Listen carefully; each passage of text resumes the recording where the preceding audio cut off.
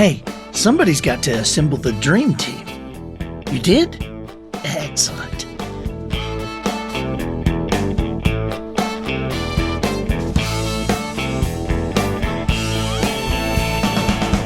Good morning, afternoon, or evening. You are listening to the Professional Noticer. What a great place! Here, you and I will use common sense and all the wisdom we can muster to create measurable results for people like you and families like yours. I am the Professional Noticer. Time to answer some questions, old man. Hello, everyone. I'm Andy Andrews. Hey, thank you for making me a part of your week. Here, observations point the direction, answers mark the spot. And on your behalf, I field questions about business, spiritual issues, popular culture. I tackle the odd conundrum, like how do you stop payment on a reality check? My purpose here today and with every show we do is to play the part of a best friend or a coach. I want to help you live the life you would live if all your toughest questions were answered. Our sponsor today is ITAM.org. That's IAITAM.org. It's the only global member-based training organization dedicated to meeting the needs of IT asset management professionals. Okay, so what does that mean? Well, ITAM's the only global training organization that turns out IT asset managers, and corporations immediately hire these people all over the world. They are the compliance officers. They're the ones who figure out how much software anybody can have in a certain area and how to use this and that. I mean, these are the people that are keeping these corporations safe from lawsuits from all the software companies. So check them out. How would you like to complete an accredited online program and get a degree that is actually in huge demand? I mean, you might be asking, in demand by whom? Well, go to ITAM.org, IAITAM.org, and look through their client list. You'll see everyone from Sony Pictures to NASA to the United Nations. Google is one of ITAM's clients. Google, Yahoo, Facebook, Microsoft, Apple. These companies only hire the people that ITAM has trained, because ITAM offers the only accredited degree in the field. That's IAITAM.org. Well, you know, if observations and answers are what I do, then obviously questions are important to the process. And that's where you come in. Come on, guys. We need your questions. We need your questions. I want to know what's going on, what's happening. What would you like to know? Ask anything, right? We want to field questions from you about any part of your life. So either write me. The email is theprofessionalnoticer@andyandrews.com, or call 1-800-726-ANDY. That's 1-800-726-ANDY. And listen, if I use your question on the air, the Professional Noticer will send you your choice of the Guided Traveler Experience, an 8-hour live video seminar, or the 100-year parenting course, a collection of 53 videos. So let's take our first question right now. While you're writing your question down, we're going to take one from Muriel. Muriel is from Colorado.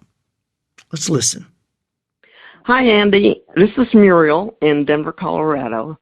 I love your show and your answers, and I'm wondering, how do you make yourself do something that just really seems hard? It's something that you just don't want to do. It might seem overwhelming. And along with that, how do you keep yourself from procrastinating? I would love to know how to do that. Thanks. Bye. Okay, Muriel, how do you make yourself do something that seems really hard? Now, before I answer this question, I'm curious. The one thing you didn't add in here, you didn't say something that seems really hard, but, I really want to do it. It's going to have a great reward. You just said something that's really hard, and it's something you don't want to do. Well, I don't know. If it's something that seems really hard and it's something you don't want to do, maybe you don't need to do it. But assuming that you're talking about something that is valuable, something that would make your life better, and you know it would make your life better, it just seems hard and you just don't want to get started. It seems overwhelming. Now, I know that feeling. I know that. And so I can help you with that. First of all, hard things are necessary.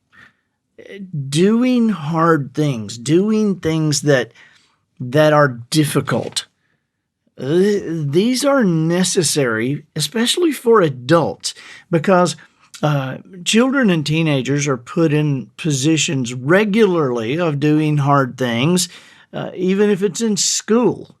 Okay, but adults tend to flow like water down a river course. They take the path of least resistance. They stay away from hard things, and yet hard things are that's how you climb a mountain. I mean, that's how you get to a different peak, a different place. It's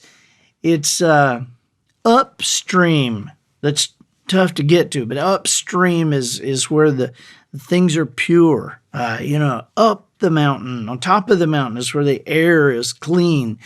And so it's always hard to go up, to go forward. And especially if you're an adult, and you don't really have to. I mean, nobody's making you.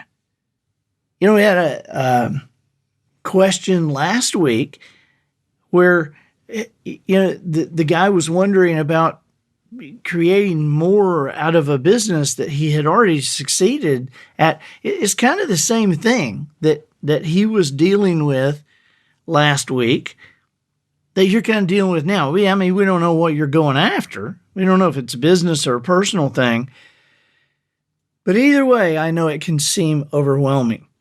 And when it seems overwhelming to me, Muriel, I just have to sit down, be quiet, and what helps a lot of times is to just write out, what it is that I have to do. What is it that, let me just list the things, because I get overwhelmed when there's a lot of texts coming in and a lot of emails coming in, and I've got to write something, and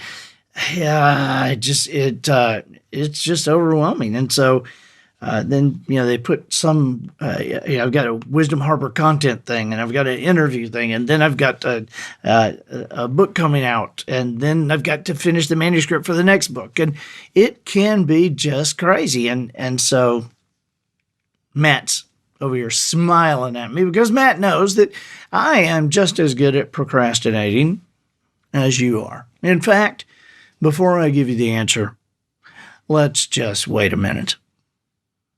I'm just kidding. I just wanted to show a little procrastination right there on the show. Honestly, Muriel, I play.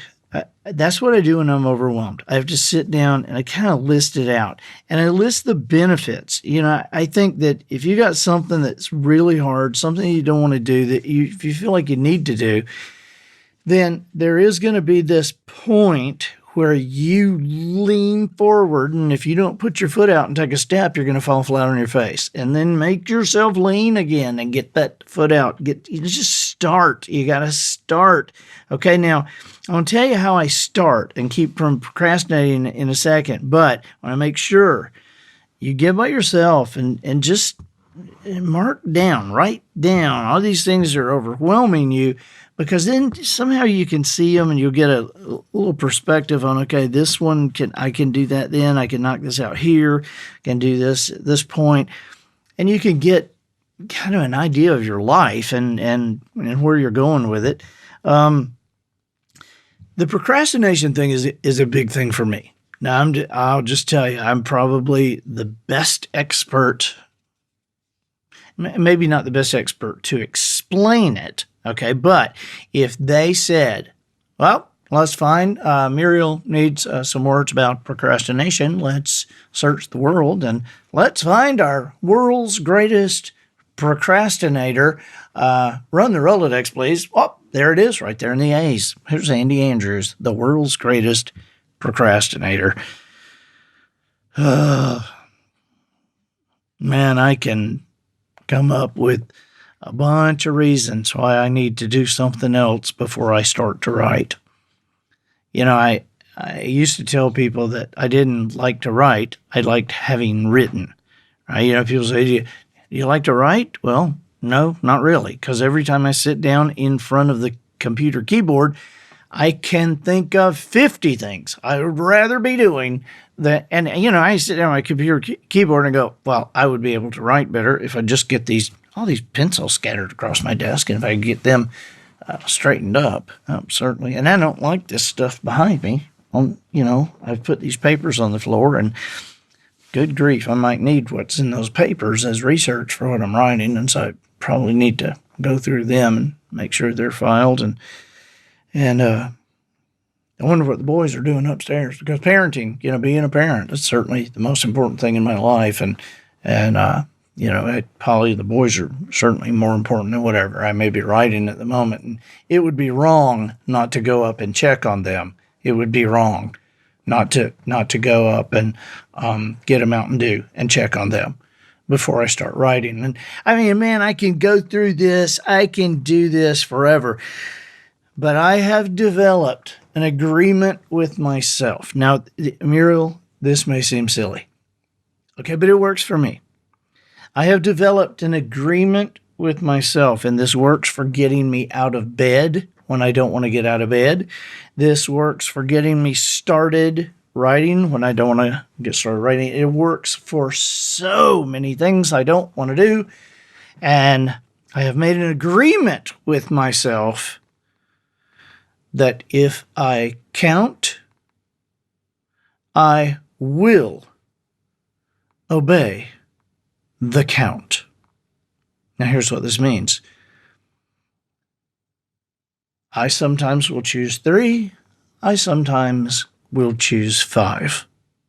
But if I'm laying there and I don't want to get out of bed, or if I'm realizing I'm procrastinating and thinking about doing something else and going to get up out of this desk and stop writing or not even start, if I count, when I get to the end of my count, I've made an agreement with myself that I must move. And that is one agreement I do not break. I know that seems silly, but I'll be laying in bed and, already hit the snooze again. But I know I got to get up, but I'm just too tired. But I know I have to get up and I'll go, okay, here's the count. 1, 2, and I may wait just a couple of seconds to get another couple of seconds of sleep before I say 3. But when I say 3, I'm up. No matter what, that is my agreement with myself. That's one area of my life, Muriel, that I refuse to disappoint myself. And I know that seems silly. You'd think, well, why don't you just do it? Yeah, I don't know. But that's a game I've developed, and it helps me get started on a lot of things I would rather not do. So I hope that helps, and we're going to end this particular question in 3 seconds. 1, 2, 3. Thank you, Muriel from Colorado. I'm Andy Andrews, and I'm the professional noticer. Just trying to harness some common sense here and wisdom to plow through challenges all the way to an answer for you. Hey, I know you can use Google to find the date the Magna Carta was signed or to find the population of the Belgian Congo in 1960, but where do you seek wisdom? Say you memorize an encyclopedia. Does that help you as a spouse? Does it create peace in your family? Pure knowledge without the wisdom to apply that knowledge in the proper way is more than useless. Sometimes it's flat out harmful. But wisdom and knowledge are two different things. So where do you seek wisdom? Allow me to suggest wisdomharbor.com. That's wisdom, Harbor, harbor with an O-U-R. It's not theirs, it's ours. Go there now to be welcomed by a friend of yours and take the free 5-minute guided tour. Teachers, parents, business people all over the world are finding this now, and we are loading content in as hard and fast as we can. That's wisdomharbor.com. Our next question is from Jackson. He's from Kentucky. Jackson from Kentucky. Let's listen. Hi, Andy. This is Jackson from Kentucky. I listen to your podcast every week and share it with others. And I know this isn't one of your normal questions, but I need some marketing advice. My corporate boss has put me in charge of buying advertising items that we give away to our clients, and we've used the same company for years to make these items that range from keychains to expensive jackets with our corporate logo prominently displayed on it. Personally, I feel uneasy about giving these to potential clients because our logo is a little overwhelming, but I've been told to go in the same direction as always using the same supplier. And I wanted to hear your thoughts on this type of marketing, and I hope I've given you enough information to discuss it. I was also hoping you could do some bottom-of-the-pool thinking on what types of product giveaways / advertising is effective and what's not. Thanks. Jackson, hey, that's a great question. Really a great question. Those of you who are wondering, should I send in my question? Have I got a good question? Yes, you do. Okay. Send a question. We're going to go to the bottom of the pool on it. I love, Jackson, that you asked me if we could do some bottom of the pool thinking on the types of product giveaway advertising, what's effective and what's not. Yeah. I'm really thinking a lot these days about my new book, The Bottom of the Pool, Thinking Beyond Your Boundaries to Extraordinary Results. And I think I can do this with this right here, right now. First of all, let's examine some of the things that you said. You said you need some marketing advice. I agree. I don't know that it's you that really needs your marketing advice as much as the company that you represent or whoever your boss is that needs the marketing advice. But we're talking about advertising items, client gifts, I guess. And there's probably two different things there. There's advertising items and then there's client gifts. And I suppose they could be one and the same.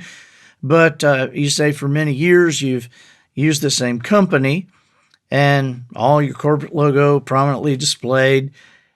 Now, And I see you felt uneasy about giving these items to potential clients. Our logo is overwhelming. Dude, this is why I say, I don't know that you need the marketing advice, but somebody around you needs it. And I'm going to confirm what you're feeling here. But here's one thing that kind of bothers me right off the bat. Okay. You say, I've been instructed to go in the same direction as always with the same supplier. Okay. Now, just a moments before, you said, my corporate boss put me in charge.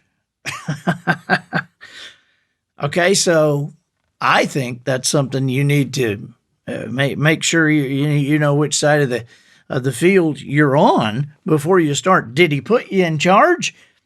Or are you the person that is going to go in the same direction as always with the same supplier because they told you to do it? And I understand that if they told you to do it, and you probably have to do it, okay? But I think you should find out, are you in charge? Are you allowed to discuss the possibilities of something different or something presented in a different way? Are you allowed to do that? Is it something, is your boss open to this?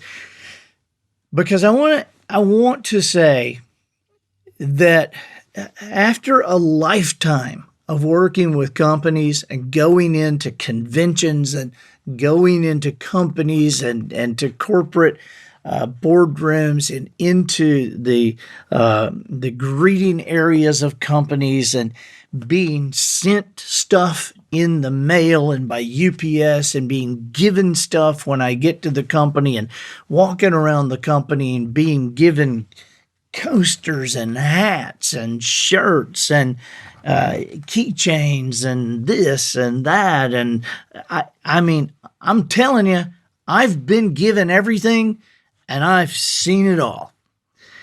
Now, it hasn't been until recently, with the advent of this bottom of the pool thinking, that I have begun to figure out why some of these things work and some of them don't. And here's what's happening a lot of times. See, what we're going to do is we're going to go below the surface. The surface of the pool is a couple of guys sitting around looking at a catalog with the person who owns the stuff in the catalog. And, maybe you're looking online and you're looking at how many you get for this and what logo you can put on that. And then how much it costs. And so how many do you need? How many extra would you have? These are all questions that almost everybody asks when they buy promotional items. However, if you go below the surface of the pool and you see that there's a question that nobody is really asking, it's something that can lead to just, I don't want to say disaster, but it can lead to uselessness and nobody really knows why and nobody knows what happened. But here's the question nobody asks. Nobody stops to think about, okay, our client, the person who's going to be given this, what do they think when they get it? What do they think when they're away from us? What do they think when they unwrap this from a package? And not only what do they think when they unwrap it or when they're given it, or, not only that, but after they've thought about it for a day or 30 minutes or 10 seconds or a week, after they've thought about that piece of whatever that they were given, after they thought about it, what do they do? Now, you can answer some of these questions just by how you respond. I'm very curious. I see tons of businesses doing keychains. I walk through a lot of these halls with these conventions, and these are showcase halls, and people have their booth, and it seems like at least half of them have keychains scattered out there. Let me ask you something. Just between you and me, Jackson, have you ever been given a keychain by a business that had a logo on it that you said, oh, I'm going to use this. I'm going to change. I'm going to put this on my keys now. I'm going to take my keys off of what I have and I'm going to use this. Have you ever done it? I had never done it. Matt, have you ever done it? No. No, of course not. Of course not. I mean, and I don't know why people would think we're going to use their keychains. They don't even use their keychains, most likely. And I want you to think about something. When somebody gives you something with, have you ever had the thought, when people are selling T-shirts, have you ever had the thought, you should pay me to use your T-shirt? I mean, I'm walking around with your logo. I mean, give me your T-shirt. Don't make me buy it. I mean, to me, I've sold T-shirts, but I just can't make myself put some $40 price tag on them. I want to create something that people like and people want to wear, but it doesn't have to necessarily be an advertising slogan for Andy Andrews. because I'm very aware that if somebody gives me something that's kind of an ad slogan, unless it's very cool, I'm not wearing it. Do you know I was given a jacket one time? I remember, I go these places, and so a lot of times what they are giving their clients at the convention, they will also give the speaker. And so I have gotten, through the years, I've gotten unbelievable pieces of luggage that I absolutely would not use because it had a big logo on it. I always remember this jacket because it was a financial services company. They were, flush. They had a lot of money, and what they were giving away to all their people who attended the convention was this unbelievable leather jacket. And I mean, I saw them stacked over there and saw, lady saying, "Are you large?" I mean, and I was like, oh my gosh, I hope I get one of those things. and I did. It was in my room. It was in a box, and I pulled it out. And I was like, "Oh my gosh!" I was just like, "I cannot believe I've got this. This thing must cost $400." And then I turned it around, and it was a darker leather jacket, and on the back of it, in white, there was a logo as big as a pie plate. I mean, these people spent $400 on a jacket that people were gonna be tossed into a closet until they decided to give it away. That's what I did. And so here's what I had a conversation with Austin recently. Austin's my 19-year-old son who has a business that does some client gifts. Okay, he does knives. It's austinlegacyknives.com, and Austin does one-of-a-kind knives, and one of one. They're marked one of one, and so occasionally he'll have a client. I mean, a lot of people buy these knives to give for client gifts. But occasionally he'll be asked to put a logo on one on the other side of the blade. Or he has this product called Mama's Secret Weapon, which are these absolutely very cool soup spoons made out of rare woods. And they're not very expensive, and they're very cool looking. And so occasionally he will be asked to put somebody's logo on that. And so the first time that somebody was going to put the logo on it, he said, "I just don't feel good about this. This is going to look horrible." And I said, "Austin," I said, "here's what you need to explain to them. You need to ask them, what is their intent? What is their intention? What are they hoping happens with these spoons?" And I took him up to our kitchen, and he said, "What do you mean?" I said, "Well, these people are buying these Mama's Secret weapons, and they have this very cool story about it, and they have this bag they come in, this awesome packaging, and so these people are going to give one of these to their client. So what do they hope their client does with it?" Okay, because it's very cool. This is an incredibly useful thing, and it's beautiful to hang in your kitchen.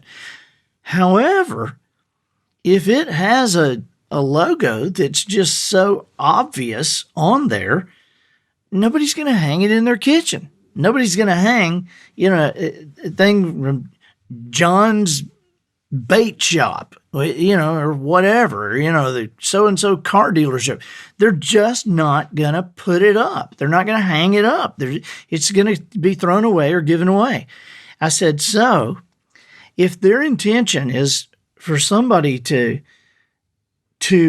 remember them and remember the gift and remember their company, then they need to put the logo on there in a very subtle way. Now, I know that's true because I have a brown carry-on bag that I carry my computer in, and it's just about to wear out. But I've carried this computer bag with its little pockets and everything. I've carried it everywhere I've gone on, every trip I've gone on for like 13, 14 years. And it has the company's logo on it. Now, if I'm walking around, nobody really sees the logo. Okay, but if I'm walking around in a t-shirt and it's got a logo on it, how many people do you think see the logo and go, oh, I'm going to go buy that? Like none. And so what that company did by putting the logo in a subtle place on this is that every time I pick up that carry-on bag, every time I pick it up, I think of them. I have good feelings about them. I'm like, wow, they gave me my favorite piece of luggage. I think of them every time I pick it up. And so I said, so Oz, on these Mama's Secret weapons, I said, figure out a way to talk to your client and to put the name of the business on there in a subtle way, because that way it'll still be seen and the end user will actually hang that up in their kitchen with the leather strap, the little leather thing, and they'll hang it up. And it's beautiful. And it's made of zebra wood or made of mahogany or made of maple or made of cypress. And they'll hang it in their kitchen and they're going to love it. And it'll have that small little logo that nobody really sees, but they see it. And every time they look at it, they're going to think about the company. They're going to think about the good things about the person who gave it to them. So, again, here's bottom of the pool thinking. Many times our greatest results come from going the opposite way of the crowd. And I think that you got some work here to do, Jackson, with your company. But I think you can put them in a great position and have some items that people really, really want to use. Okay?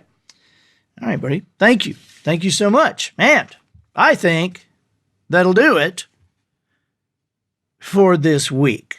Get us out of here, Matthew.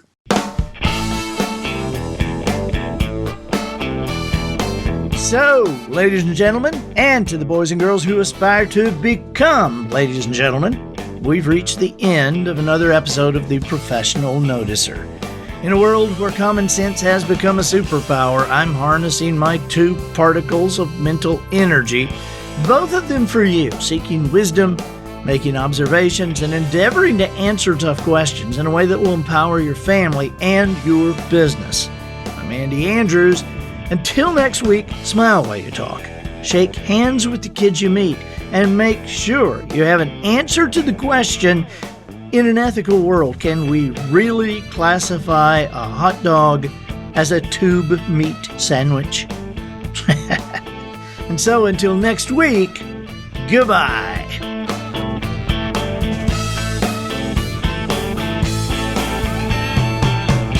This episode of The Professional Noticer was produced by Matt Limpert. The Noticer theme written and performed by Sugarcane Jane. Directions to the nearest embassy provided by Twinkle and Smoke of Beverly Hills. Additional financial consideration provided by Power Hydrate of Minnesota. Have you ever thought you might be at the end of your energy rope? Do you feel sluggish? Perhaps simple math has become a challenge. Well, friends, it's time to do some simple math right now. Why not put 2 plus 2 together and make the realization that Power Hydrate of Minnesota is the answer to all your body needs. Power Hydrate of Minnesota has contracted the rights to bottle a very special hydration fluid from any one of more than 10,000 state-owned locations. The fluids in these 10,000 naturally occurring storage areas are constantly being enhanced by rare earth minerals set to slowly release into the hydrate from the bottom of the storage containers. In addition, each year, for months at a time, Power Hydrate of Minnesota repeatedly exposes all 10,000 storage facilities to a treatment of cryogenic encapsulation. The cryogenic processes are followed by several weeks dedicated to thermal light therapy, all therapy performed by documented source light. On an hourly basis, at any one of the 10,000 Minnesota Power Hydrate production plants, a proprietary blend of biological proteins is being naturally inserted into all liquid waiting to be bottled and shipped. This organic additive, a name trademarked decades ago, is called perchin brim detritus.